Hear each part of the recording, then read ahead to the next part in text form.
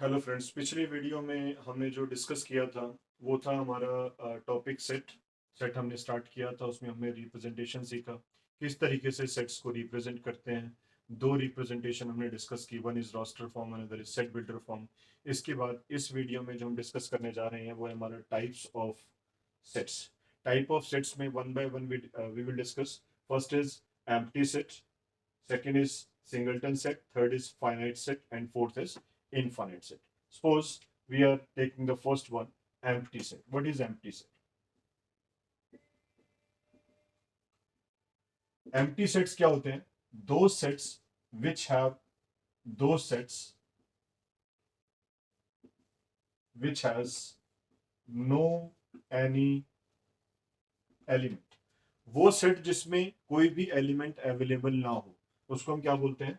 Empty set बोलते हैं। तो इसका मतलब S is a set which contains nothing. ठीक है, सेट को हमेशा हम इसी ब्रैकेट से रिप्रेजेंट करते हैं। तो करली ब्रेसेस में कुछ भी आप राइट नहीं करेंगे, ठीक है। तो इसको हम क्या बोलेंगे? Empty set, and it is represented by five. This is a symbol five, it is represented by five. S contains nothing, S में कुछ भी नहीं होना चाहिए, है ना। अगर हल्का सा डॉट भी है ना तो उसको आप एम्प्टी सेट में काउंट नहीं करेंगे, ठीक है। कहीं पर मैंने ले लिया, ये आपसे पूछ लिया मैंने, भाई ये एम्प्टी है, तो कुछ बच्चे बोलते हैं हाँ जी एम्प्टी है, इसमें कुछ है ही नहीं, है ना, डॉट है इसके अंदर, तो इसका मतलब it is not empty set, it is non empty. Non empty मतलब it contains one element dot, इसके अंदर एक एलिमेंट है, कौन सा है? डॉट है। और अगर इसके अंदर डॉट है तो उसको क्या बोलते हैं हम? Singleton set. तो सिंगल टन मैं दोबारा से आपको नहीं बताऊंगा, मैंने इसी के अंदर आपको बता दिया। सिंगल टन बेसिकली क्या होता है? The set which contains single element. देखिए इसके नाम से ही पता चल रहा है, ज्यादा सोचने की जरूरत नहीं है। सिंगल टन का मतलब the set which has only one element, single element, उसको हम क्या बोलते हैं? सिंगल टन सेट बोलते हैं। तो जैसे जैसे कि मैंने कहीं पर लिख दिया फोर, लिख दिया मान लो किसी सेट में, तो ये भी किसका एग्जांपल हुआ? आपका सिंगलटन सेट।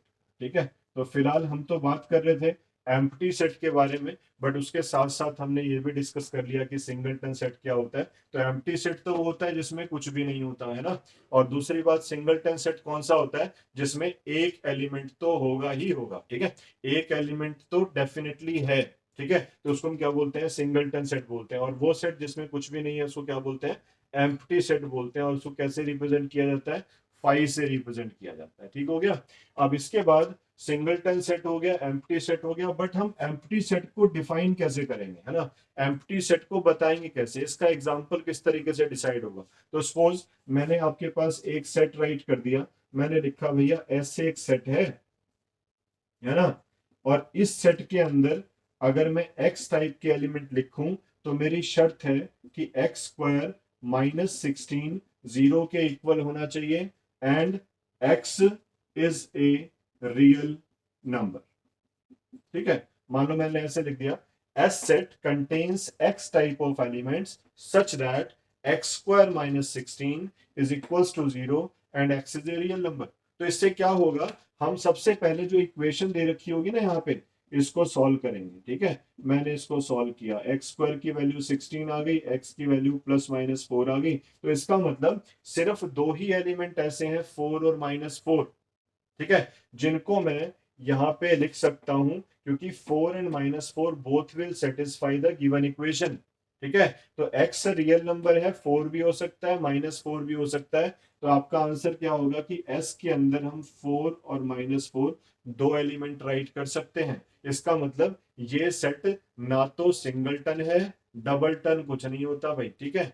तो ये सिंगलटन भी नहीं है, और इसके अंदर कोई भी एलिमेंट की अवेलेबिलिटी नहीं है, सॉरी, दो एलिमेंट की अवेलेबिलिटी है। तो इसके अंदर ऐसा भी नहीं है कि एम्प्टी सेट हो, ऐसा भी नहीं है कि ये सिंगलटन सेट हो। तो ये it is neither empty nor singleton because it contains two elements. अब एक बात मैं और करता हूं, सपोज इसी के नियर अबाउट में एक और एग्जांपल डिस्कस करता हूं। मान लो मैंने लिखा x such that x square plus 16 is equal to zero, x belongs to real number. मतलब अगेन मैंने स्टेटमेंट तो वही की वही लिखी हुई है, पर चेंज क्या किया मैंने? चेंज भैया इतना कर दिया, बस यहाँ माइनस की जगह प्लस लिख दिया। अब इसका फर्क क्या पड़ेगा? फर्क ये पड़ेगा भाई, अगर मैं एक्स स्क्वायर प्लस 16 को जीरो के बराबर लेता हूं तो एक्स स्क्वायर कितना हो जाएगा आपका? -16। और x कितना हो गया अंडर रूट ऑफ -16। ये तो प्रॉब्लम होगी भाई, क्योंकि रूट -16 जो है वो रियल नंबर नहीं है। रूट -16 कैसा नंबर है? कॉम्प्लेक्स नंबर है। फिर फर्दर जब आप आगे चलते रहेंगे तो डिफरेंट वीडियोस में हम आगे कॉम्प्लेक्स नंबर के बारे में भी डिस्कस करेंगे। फिलहाल आपको पता होगा 10th लेवल में भी हम पढ़ते हैं कि square quantity can not negative, ठीक है। एक्स हम कोई भी ऐसा रियल नंबर नहीं सोच सकते जिसका स्क्वायर नेगेटिव हो। इसका मतलब ये जो वैल्यू आई है वो रियल नंबर नहीं है, और अगर ये रियल नंबर नहीं है तो इसका मतलब इसकी जगह पर कोई भी एक्स सेट नहीं हो सकता जो इस कंडीशन को सेटिस्फाई करे, जिसके लिए एक्स स्क्वायर प्लस 16 जीरो के बराबर हो। तो इसका मतलब क्या हो गया? x such that x square plus 16 is equal to 0, x is a real number is totally false for different elements which are the real numbers। मतलब x कोई भी ऐसा रियल नंबर नहीं लिया जा सकता जिसके लिए ये क्राइटेरिया फुलफिल हो। तो इसका मतलब आप क्या लिखेंगे? S is a empty set which contains nothing। अच्छा, एक बात मैं और बताना चाहूंगा, कुछ स्टूडेंट्स क्या करते हैं, ये 5 को ऐसे लिख देते हैं, ठीक है। तो ये ध्यान रखना, ये बिल्कुल गलत नोटेशन है। इसका मतलब क्या है? सेट के अंदर एक सेट है जो कि खाली है। क्या है? सेट के अंदर एक सेट है जो कि एम्प्टी है, ठीक है। तो इसका बेसिक मतलब जो है वो ये है, ये एक सेट है, इसके अंदर एक एम्प्टी सेट है, ठीक है। तो ये आपने बिल्कुल गलत नोटेशन दी है। तो ये ध्यान रहे कि जब आप एम्प्टी सेट को बताने वाले हैं तो आप सिर्फ क्या लिखेंगे? यू शुड राइट 5 ओनली, ठीक है। 5 के अलावा कुछ और राइट नहीं करेंगे। अगर आपने 5 विद इन ब्रैकेट लिख दिया तो इट इज टोटली रॉन्ग, ठीक है। ध्यान रहे। तो हमने बताया आपको एम्प्टी सेट क्या होता है। The set which has no any element, singleton set which has one element। after that these are the examples for which are concerned with the empty set। किस तरीके से हम empty set को mathematically define कर सकते हैं। इसके बाद हमारा होता है empty set को, ये ध्यान रखना, आप void set भी बोलते हैं, ठीक है। empty set is also called void set, right, और it is also called zero set, null set, sorry, null set। तो empty set, null set, void set, these all are same। ध्यान रहे। Singleton set मैंने आपको बता दिया। इसके बाद नेक्स्ट हमारा होता है finite sets and infinite. Finite set, finite से नाम से ही पता चल रहा है, आपको सोचना कुछ नहीं है, फाइनाइट नाम से ही पता चल रहा है। फाइनाइट सेट क्या होता है? The set which has finite number of element, the set which contains definite और फाइनाइट नंबर ऑफ एलिमेंट्स। वो सेट जिसमें फाइनाइट नंबर ऑफ एलिमेंट्स हो उसको हम क्या बोलते हैं?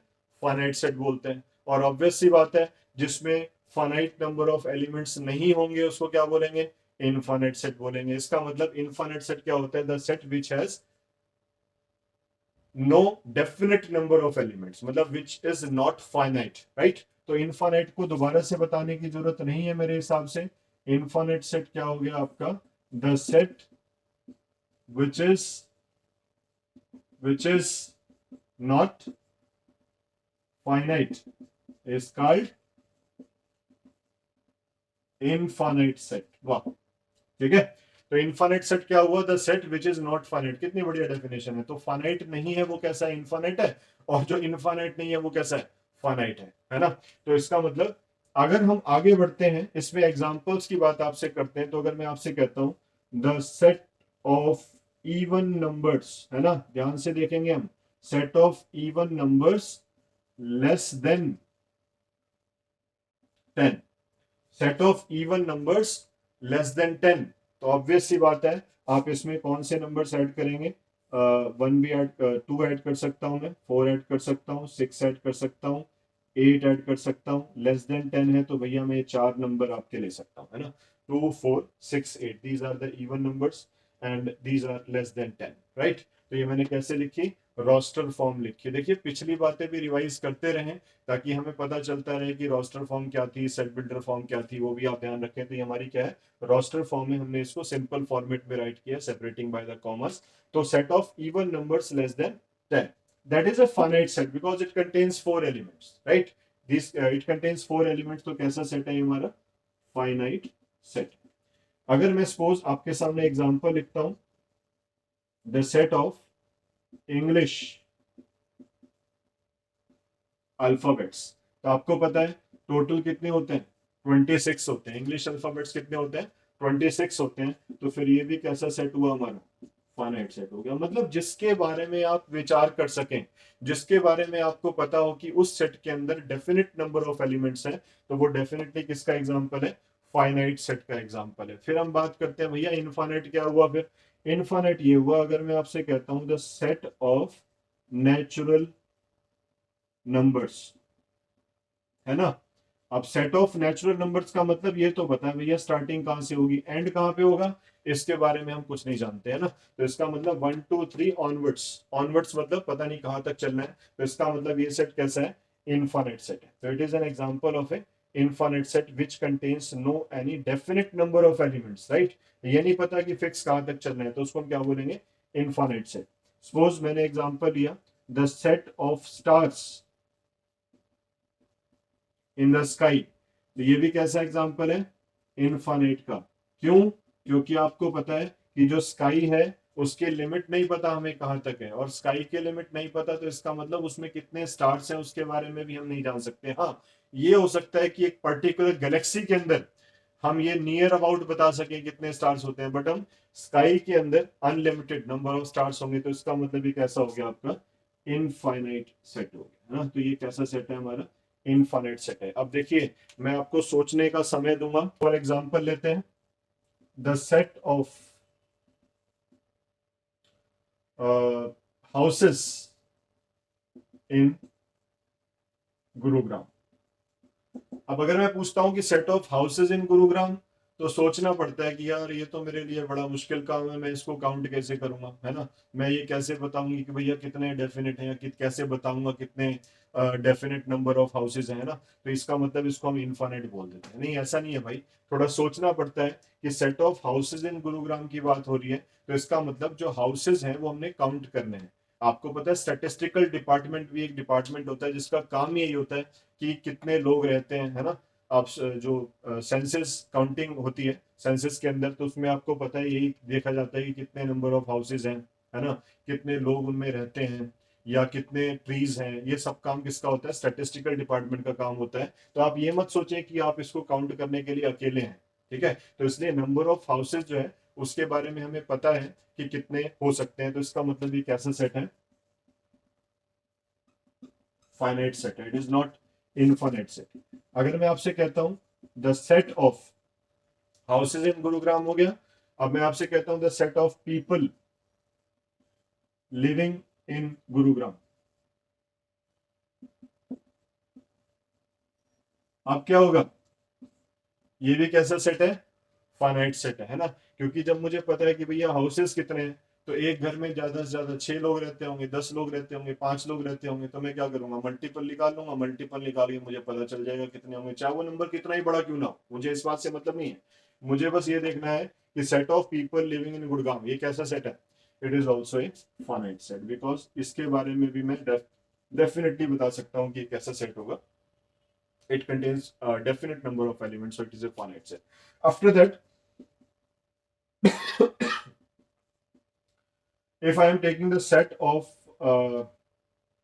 hairs in your head, hairs in your head. अब देखो आपके हेड का तो मुझे पता नहीं, पर मेरे सिर में फिलहाल कोई भी बाल नहीं है, तो इसका मतलब मेरा सेट कैसा है, एम्प्टी सेट है, it contains no any hair. But the set of hairs in your head की अगर मैं बात करता हूं, तो कुछ लोग बड़े सोचते हैं कि मेरे तो भैया बहुत घने बाल हैं, तो इसका मतलब वो कैसे है, इनफाइनाइट नंबर ऑफ हेयर्स है मेरे सिर के अंदर, है ना। पर ऐसा नहीं है भाई, क्योंकि अगर मैं 10 एक लोग आपके सर के आसपास लगा दूं और एक ग्रुप बना दूं, भैया इस वाले पोर्शन के तूने गिनने, इस वाले पोर्शन के तूने गिनने, इस वाले पोर्शन के तूने गिनने, तो हम टोटल बता सकते हैं कि आपके सिर में बाल कितने हैं। और ऑब्वियस सी बात है, आपके सिर में जो बाल हैं वो पॉपुलेशन से तो कम ही है ना। जब पॉपुलेशन से कम है तो इसका मतलब आपका सेट भी कैसा है, आपका हेयर जो आपका हेड है वो भी कैसा है, it contains finite number of hairs, so it is also a finite set. तो आप समझ गए होंगे मेरे हिसाब से कि फाइनाइट का मतलब क्या है। फाइनाइट का मतलब है अगर आप किसी भी सेट का एक्सट्रीम पता कर सकते हैं कि उसके अंदर कितने नंबर ऑफ एलिमेंट्स मौजूद हैं। डेफिनेट नंबर ऑफ एलिमेंट्स कितने मौजूद हैं, तो इसका मतलब वो सेट किस में काउंट होगा, आपका फाइनाइट कैटेगरी में काउंट होगा। और इनफाइनाइट क्या होगा, विच इज नॉट फाइनाइट, मतलब जिसको मैं एप्रोप्रिएट काउंटिंग नंबर नहीं दे सकता, डेफिनेट नंबर नहीं दे सकता, तो उसको हम किस में काउंट करेंगे, इनफाइनाइट सेट में काउंट करेंगे। तो मेरे हिसाब से आपको ये टॉपिक क्लियर हो गया होगा। तो टाइप ऑफ सेट्स के अंदर अगेन मैं आपको रिव्यू कर रहा हूं, हमारे 4 टॉपिक हुए। One is empty set, second is singleton set, third is finite set, fourth is infinite set. तो इस पर बेस्ड आप क्वेश्चंस कर सकते हैं, और कोई डाउट्स हो तो आप चैट बॉक्स में डाल सकते हैं। तो empty set which contains nothing, singleton set having one element, finite number of elements contained by the set is finite set, and the set which is not finite is called infinite set. With the examples we have discussed, thank you. Wait for the next video.